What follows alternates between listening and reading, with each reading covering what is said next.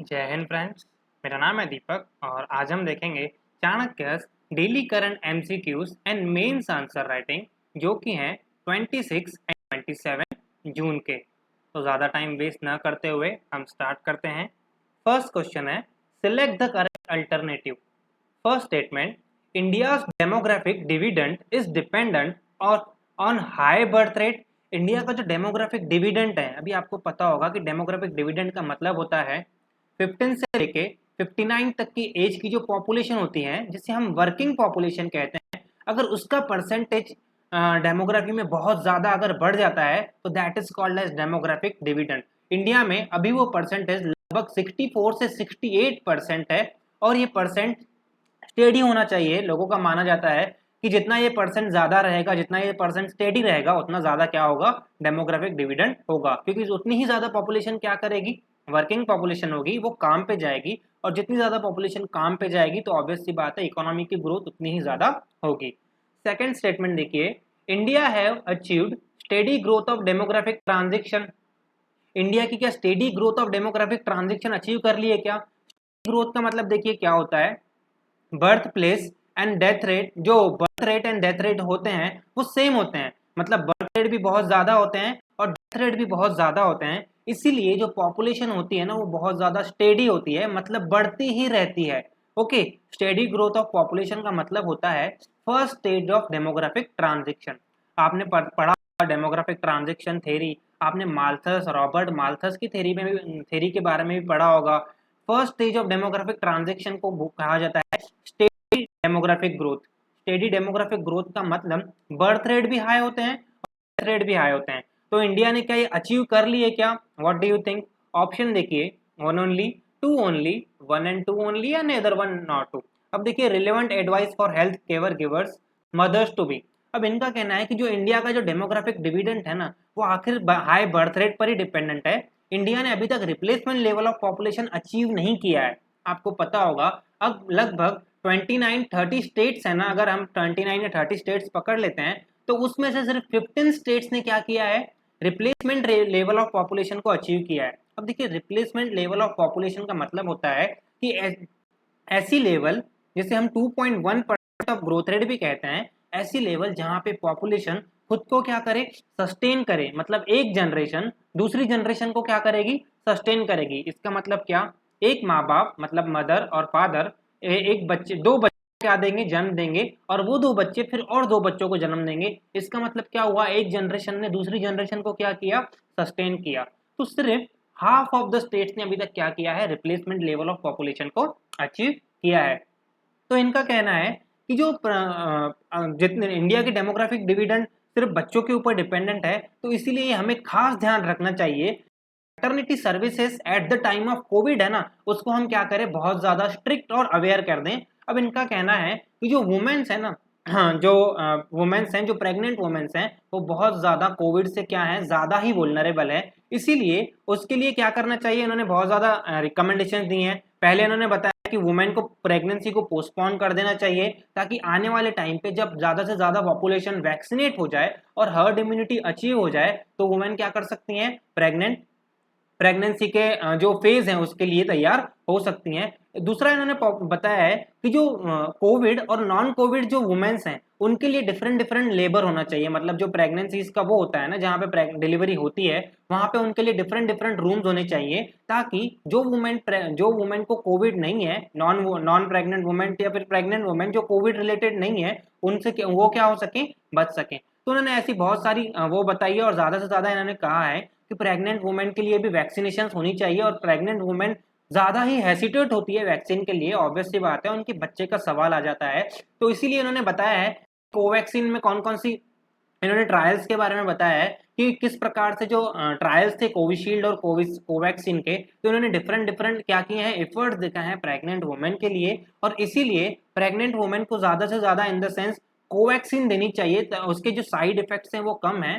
तो इनका कहना है कि जो वैक्सीन हेसिटेंसी है जो कि प्रेग्नेंट वुमेन्स में बहुत ज्यादा है, तो हमें क्या करनी चाहिए, प्रॉपर इंफॉर्मेशन से, प्रॉपर एग्जाम्पल्स के थ्रू क्या करनी चाहिए, वो हमें कम करनी चाहिए। अब देखिए, ये बिल्कुल भी सही है इंडिया का demographic dividend high birth rate पे चलता है। अगर हाई बर्थ रेट नहीं रहेगा तो ऑब्वियस सी बात है इंडिया का जो डेमोग्राफिक डिविडेंड है आने वाले समय में क्या हो जाएगा, कम हो जाएगा, और इंडिया क्या हो जाएगा, बूढ़ी कंट्री हो जाएगा rather than the young country. अभी इंडिया को क्या कहा जाता है, यंग कंट्री कहा जाता है because of the high demographic dividend. अब देखिए इंडिया ने अचीव कर लिया है, इंडिया ना अभी स्लो स्लो ग्रोथ की थेरी इसमें है, डेमोग्राफिक ट्रांजिशन थेरी की थर्ड फेज जो रहता है ना, जिसमें क्या होता है बर्थ रेट क्या होते हैं, मॉडरेट होते हैं, लेकिन जो डेथ रेट होते हैं ना वो बहुत ज्यादा कम हो जाता है because of the medical revolution, बहुत ज्यादा मात्रा में मेडिकल सर्विसेज अवेलेबल हो जाती हैं। तो ऑब्वियस सी बात है इंडिया में 2021 में अच्छी खासी मेडिकल सर्विसेज अवेलेबल हैं, और बर्थ रेट जो है अभी भी बहुत ज्यादा है as compare to death rate. तो डेथ रेट क्या हुआ है, बहुत ज्यादा कम हो चुके हैं, इसीलिए किस India third phase of demographic transition में पहुंच चुका है। ये कौन सा फेज है, फर्स्ट फेज। इंडिया ने इसे क्या कर लिया है, अचीव कर लिया है, और इंडिया अब क्या कर रहा है, आगे बढ़ रहा है। तो इसका आंसर क्या है, C1 एंड 2। सेकेंड देखिए, recently WHO named alpha delta gamma beta two which of the following. अब WHO ने अल्फा बीटा गामा ये किसको नेम्ड किया रिसेंटली, ये क्वेश्चन ने ये पूछ रहे हैं। ए देखिए, पैथोजेंस।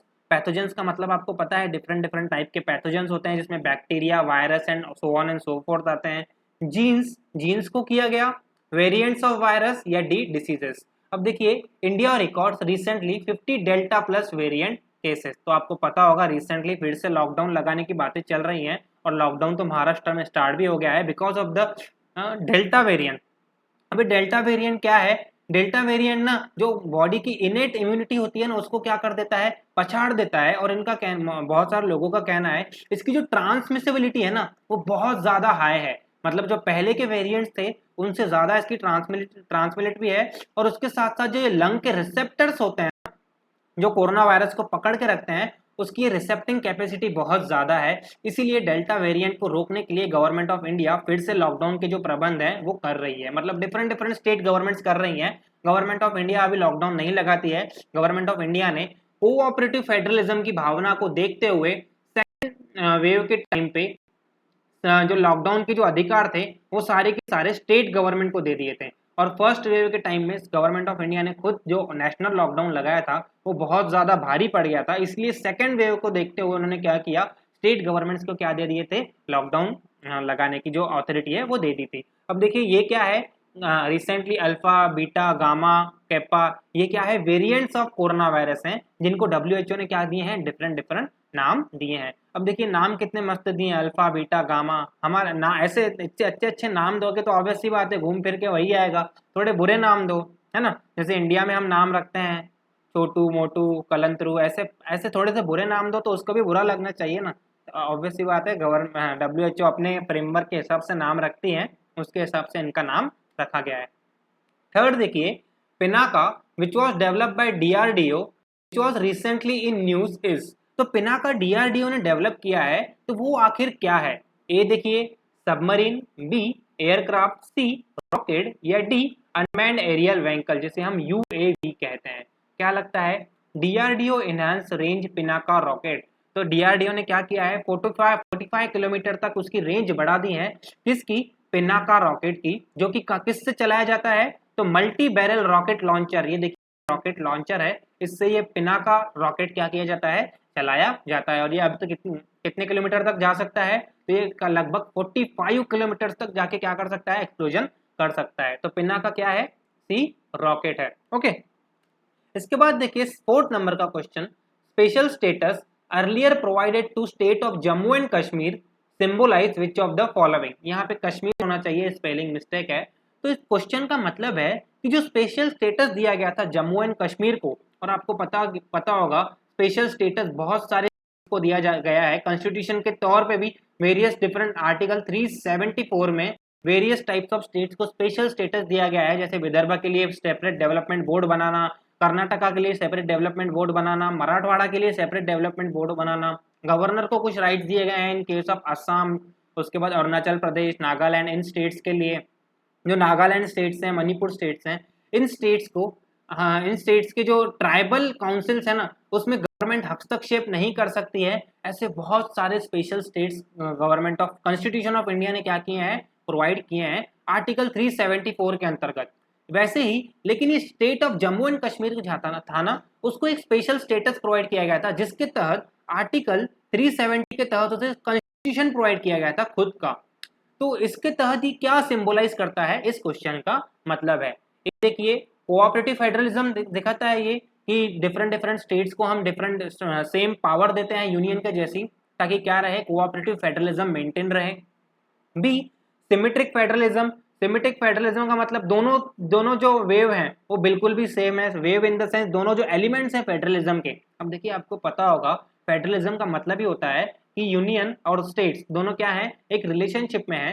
फेडरलिज्म का मतलब होता है इस रिलेशनशिप को क्या करना, चलाना। अब कभी कभी ये रिलेशनशिप कैसा होता है, इसमें सेंट्रल गवर्नमेंट बहुत ज्यादा हाईएस्ट होता है, कभी कभी स्टेट गवर्नमेंट हाईएस्ट होता है। On the basis of that क्या होते हैं, इनके रिलेशनशिप होते हैं। जहां पे अगर 50-50 रिलेशनशिप हो that is called as an symmetric relationship, और जहां पे रिलेशनशिप 50-50 का ना हो तो उसे कहा जाता है असिमेट्रिक फेडरलिज्म। ओके, उसके बाद डी है unitary federalism.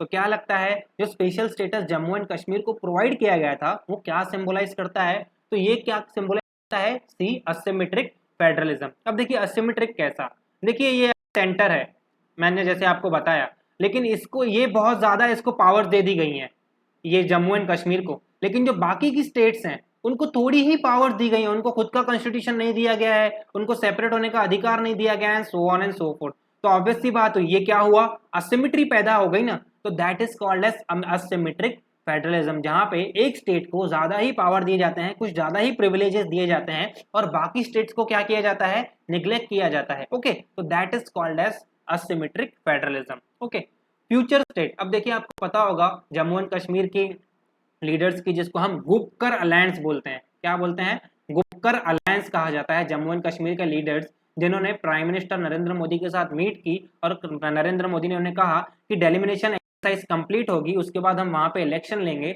Over the period of time जो जम्मू एंड कश्मीर का स्टेटहुड है उसे हम क्या करेंगे, वापस दे देंगे। तो यही इनका कहना था। इनका कहना था कि आप हमें टाइमलाइन प्रोवाइड कीजिए कि कब ये होगा, कब होगा स्टेटहुड प्रोवाइड, कब किया जाएगा, उसके साथ साथ आर्टिकल 370 को रिस्टोर किया जाएगा कि नहीं, and so on and so fourth. ऐसी बहुत सारी बातें चली, इसके ऊपर ये क्या किया गया है, इस एडिटोरियल में डिस्कशन किया गया है, लेकिन हम उसके ऊपर नहीं करेंगे। हम इसके ऊपर देखा हमने कि किस प्रकार से हमें कॉन्स्टिट्यूशन और सिलेबस को क्या करना है, मतलब जो करंट है और कॉन्स्टिट्यूशन और सिलेबस है, हमने क्या किया, इसको लिंक किया यहाँ पे इस क्वेश्चन के थ्रू। ओके, इंटरव्यू की केस स्टडी देखिए। अब देखिए ये क्वेश्चन आपसे इंटरव्यू में पूछा जा सकता है। अब बहुत लोगों का कहना था कि प्रीलिम्स और मेंस का हो रहा है, इंटरव्यू में और मेंस में भी ऐसा क्वेश्चन आ सकता है। As a DM, how do you address vaccine hesitancy in rural areas where people are orthodox and highly conservative, their belief systems are rigid and highly sensitive, elaborate all possible methods।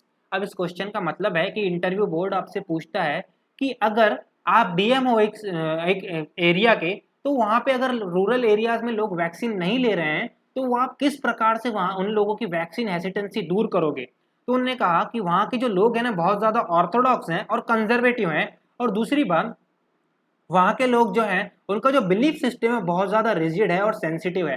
तो without उनकी sensitivity को hurt करके, उनके belief system को hurt करके, उनके ego को hurt करके आपको क्या करना है, वैक्सीन हेसिटेंसी दूर करनी है। तो देखिए यहाँ पे उन्होंने बहुत सारे यहाँ पे सॉल्यूशंस बताए हैं कि आप किस प्रकार से साइंटिफिक वे में साइंटिफिक टेम्पर जनरेट करके, मास अवेयरनेस कैंपेन्स चालू करके, लीड बाय एग्जाम्पल।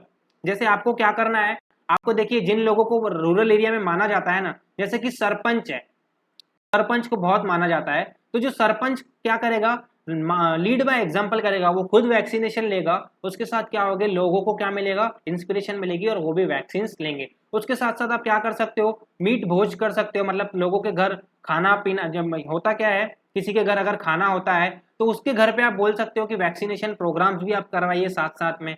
ऐसे उन्होंने बहुत सारी बातें बताई हैं जिसके तहत क्या कर सकते हो आप, रूरल एरियाज में, स्पेशली रूरल एरियाज में वैक्सीन हेसिटेंसी को क्या कर सकते हो, कम कर सकते हो। तो देखिए बहुत सारे लोगों ने अभी क्या किया है, एक यूपी के एक गांव में, बाराबंकी गांव में एक औरत ने क्या किया, विलेजर्स ने क्या किया इन द सेंस, एक नदी में क्या किया, जम कर लिया, उनको वैक्सीन नहीं करवानी थी, मतलब इसके लिए उन्होंने नदी में जम कर लिया। ओके, तो वो जान पे खेलने के लिए भी तैयार हैं लेकिन वैक्सीन लेने के लिए तैयार नहीं है, इतना रिजिड माइंडसेट है। तो इस रिजिड माइंडसेट को चेंज करने के लिए क्या करना पड़ेगा आपको, सोशल कंडीशनिंग करनी पड़ेगी, सोशल कंडीशनिंग करनी पड़ेगी, सोशल री इंजीनियरिंग, सोशल इंजीनियरिंग, ऐसी बहुत सारे टाइप ऑफ आपको क्या करने पड़ेंगे, सॉल्यूशंस लाने पड़ेंगे। तब जाके क्या होगी, इनकी जो मतलब जो लोग हैं उनके जो रिजिड सिस्टम्स हैं वो क्या होंगे, धीरे धीरे फ्लेक्सिबल होंगे और उनका माइंड चेंज करना पड़ेगा। अब माइंड चेंज करने के डिफरेंट डिफरेंट वेज होते हैं, एक होता है लोगोस, एक होता है पैथोस, है ना, और एक होता है इथोस,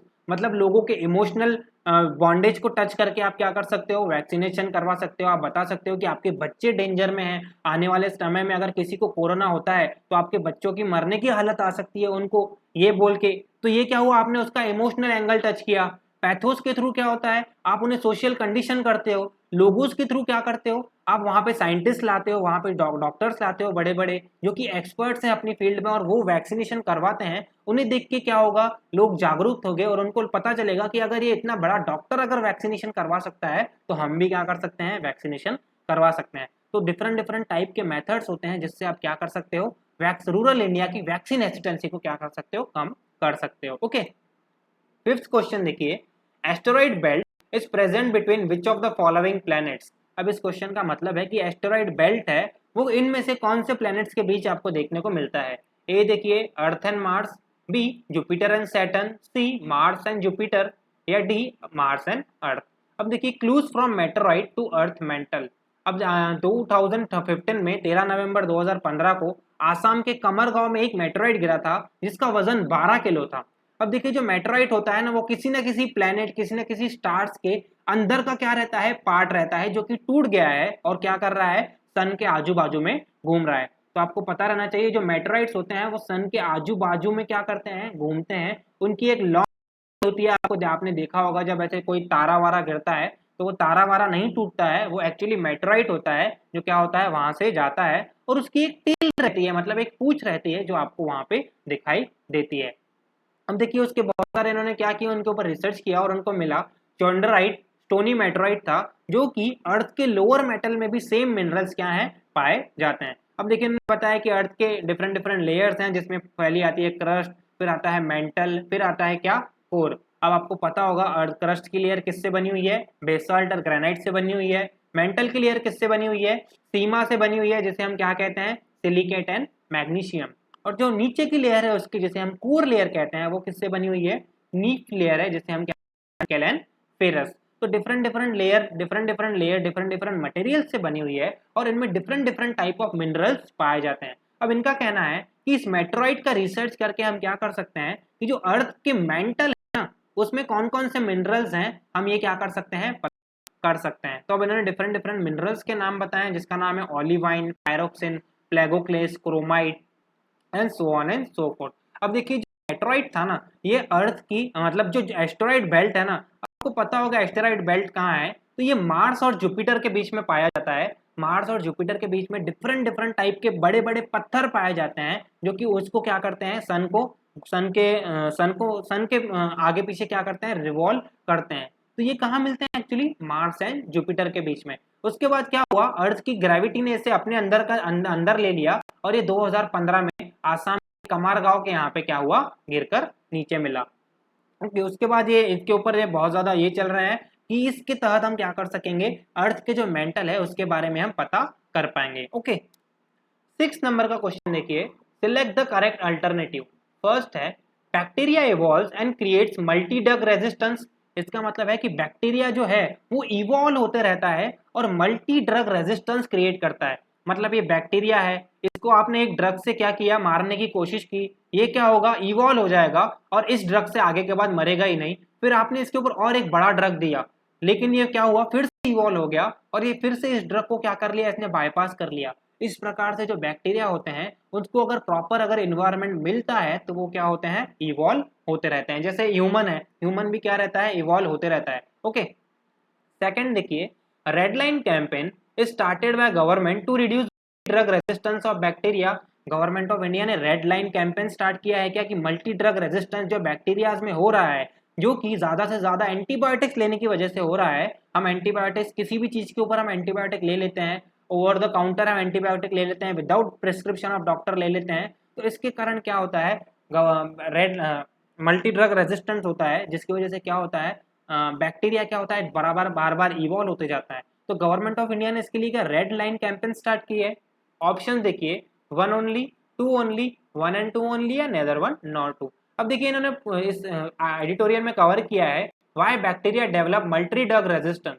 अब इन्होंने क्या किया है कि जो बैक्टीरिया है ना उसको अगर स्टेडी इन्वायरमेंट मिलता है तो ये क्या करता है, मल्टी ड्रग रेजिस्टेंस क्या करता है, इवॉल्व होता है और किसी भी ड्रग को क्या करता है, रेजिस्टेंस क्रिएट कर देता है। अब इनका कहना है इस प्रोसेस में बहुत सारी पॉपुलेशन इनको क्या करनी पड़ती है, सैक्रिफाइस करनी पड़ती है। मतलब अगर 100 बैक्टीरियाज है ना तो ये लड़ने जाते हैं उस ड्रग से और 100 में से सिर्फ बैक्टीरिया का क्या करते हैं, जीत के आते हैं और ये 20 बैक्टीरिया और 100 को क्या करते हैं, जन्म देते हैं। और इस प्रकार से क्या होता है, उनकी पॉपुलेशन बहुत ज्यादा खत्म होती है, लेकिन जो बाकी के बचे हुए बैक्टीरियाज रहते हैं वो क्या करते हैं, आगे जाके इस बैक्टीरिया मतलब जो रेजिस्टेंस है उसको बरकरार करके रखते हैं और वो बॉडी के अंदर वैसे ही ड्रग रेजिस्टेंस क्रिएट करते रहते हैं। तो आपको पता होगा गवर्नमेंट ऑफ इंडिया ने इसके लिए रेड लाइन कैंपेन स्टार्ट की थी ताकि ओवर यूज ऑफ एंटीबायोटिक्स को हम क्या कर सकें, कम कर सकें और मल्टी ड्रग रेजिस्टेंस को हम क्या कर सकें, कम कर सकें। इसका आंसर है सी, 1 एंड 2 ओनली। ओके, 7 देखिए, कंसीडर द फॉलोइंग स्टेटमेंट। ये प्रीलिम 2018 का क्वेश्चन है। First, most of the world corals are in tropical waters. अब इनका कहना है कि जो कोरल्स हैं, कोरल रीफ्स पाई जाती हैं दुनिया की, वो most of the world coral tropical waters में मिलती हैं। Second, more than one third of the world coral reefs are located in territories of Australia, Indonesia and Philippines। मतलब एक तिहाई से ज्यादा जो वर्ल्ड की कोरल रीफ्स हैं वो आपको ऑस्ट्रेलिया, इंडोनेशिया एंड फिलीपाइंस में मिलेगी। सही बात है क्या? या third, coral reefs host far more number of animal phyla than those hosted by the tropical rain forest. मतलब कोरल रीफ्स में एनिमल फाइला मतलब एनिमल किंगडम के जो स्पेसिस होते हैं वो बहुत ज्यादा मात्रा में होते हैं as compare to that of tropical rain forest जो इक्वेटर पे आपको दिखाई देते हैं। Which of the statement given above are correct? 1 and 2, 3 only, 1 and 3 only, या 1, 2 एंड 3 ओनली। अब देखिए, फेबर in danger, climate change has led to 3 events of coral bleaching in 2016, 17 and 20। मतलब ऑस्ट्रेलिया की ग्रेट कोरल रीफ जो है ना उसकी डाइवर्सिटी इतनी ज्यादा है कि वो ट्रॉपिकल रेन फॉरेस्ट से भी बहुत ज्यादा मात्रा में क्या है, उसकी डाइवर्सिटी है। और इसे क्या कहा जाता है, रेन फॉरेस्ट ऑफ ओशियन कहा जाता है। क्या कहा जाता है? Rain forest of ocean. Okay, तो थर्ड स्टेटमेंट तो यहाँ पे बिल्कुल भी सही है कि कोरल रीफ की जो डाइवर्सिटी रहती है ना वो ट्रॉपिकल रेन फॉरेस्ट से कई गुना ज्यादा रहती है। अब देखिए, coral reef 23 million years ago क्या हुए थे, सबसे पहले पाए गए थे मियोसिन इपोज के टाइम पे। और इनका कहना है कि कोरल रीफ जो है वो अपने आप को धीरे धीरे बचा के रिवर्बरेट करके रिजनरेट करके क्या करती हैं, चलती हैं। मतलब अगर क्लाइमेट चेंज हो भी रहा है ना तो कोरल रीफ्स क्या करती हैं, अपने आप को रेजिस्टेंस क्रिएट करके वो अपने आप को बचा के फिर से रिजनरेट होती हैं।